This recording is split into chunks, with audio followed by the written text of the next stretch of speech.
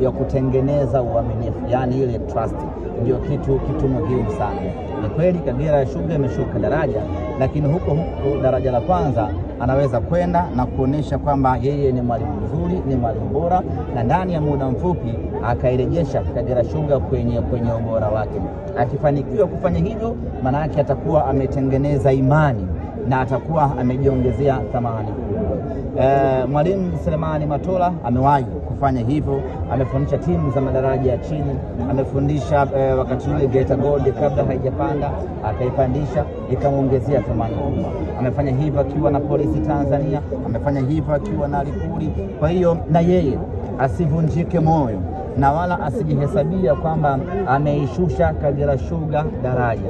Yeye aamini ya kwamba ni mwalimu mzuri na anahitaji kufanya vizuri zaidi. Apambane na timu yake, na ukiangalia timu ya Kagera Sugar na yozungumzia sana Kagera Sugar. Naenda sana Kagera. Kuna mengi ya kuzungumza. Kwa sababu mimi ni mdau wa mpira, kwa napenda maendeleo. Ukiangalia timu yao ina vijana wengi wadogo.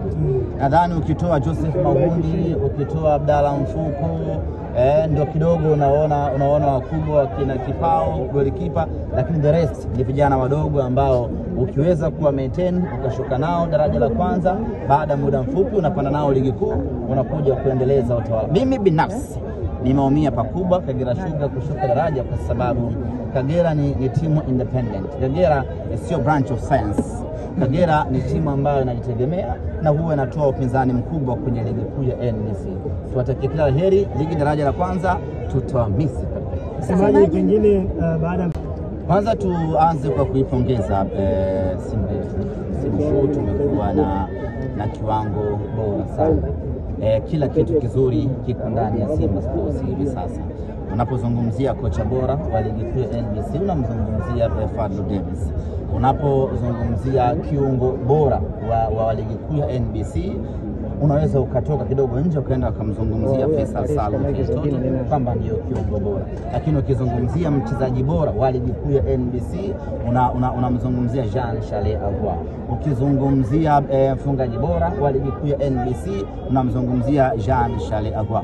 Ukizungumzia golikipa bora wa ligi kuu ya NBC unamzungumzia Musa Kamara. Ukizungumzia msemaji bora wa ligi kuu ya NBC unazungumzia Ahmed Ali. Kwa hiyo tumekuwa na msimu wa mafanikio sana kwa Simba Sports Club. Tuwapongeze kila ambaye ameshiriki, na hata ukienda kuangalia mapato, timu ambayo imeongoza kwa mapato mengi kiwanjani unaikuta Simba Sports Club. Maana yake ni kwamba tumekuwa vile na mashabiki bora kweli msimu huu. Sisi kwetu wana Simba, msimu huu ni msimu wetu bora kuwahi kutokea kwenye kipindi cha miaka 4 iliyopita. Kwani Semaji hapa msimu ndio mnaomaliza?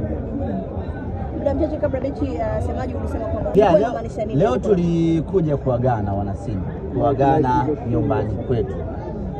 Tumekuwa tukitumia uwanja wa KMC, na mantiki hiyo ni kwamba hata kama kuna mechi 8 mbele hatutocheza katika uwanja wa KMC msimu huu, kwa sababu hii ndio ilikuwa mechi yetu ya mwisho katika uwanja wetu wa nyumbani.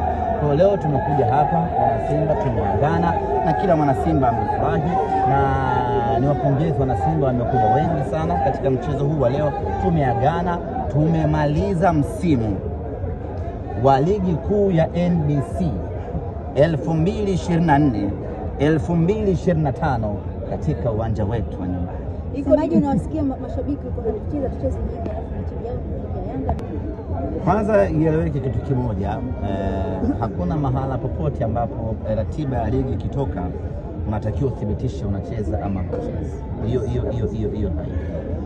ratiba ya ligi ikitoka, maana yake naanza maandalizi kuelekea katika mechi husika. Na mimi nichukue nafasi hii kuwaambia wana Simba, taarifa rasmi ni kwamba kama kutakuwa kuna lolote kuhusiana na mechi ya tarehe 25 kwa maana ya kesho kutwa, tutawaeleza. Lakini kwa sasa niseme tu kwamba tumecheza mchezo wetu wa mwisho nyumbani wa ligi kuu ya NBC 24-25. Tuna Jumatatu, tuna Jumanne, tuna Jumatano. Kama kuna lolote ndani ya siku hizi chache kuelekea tarehe 25 tutawaeleza. Ahmed, kwenye mazungumzo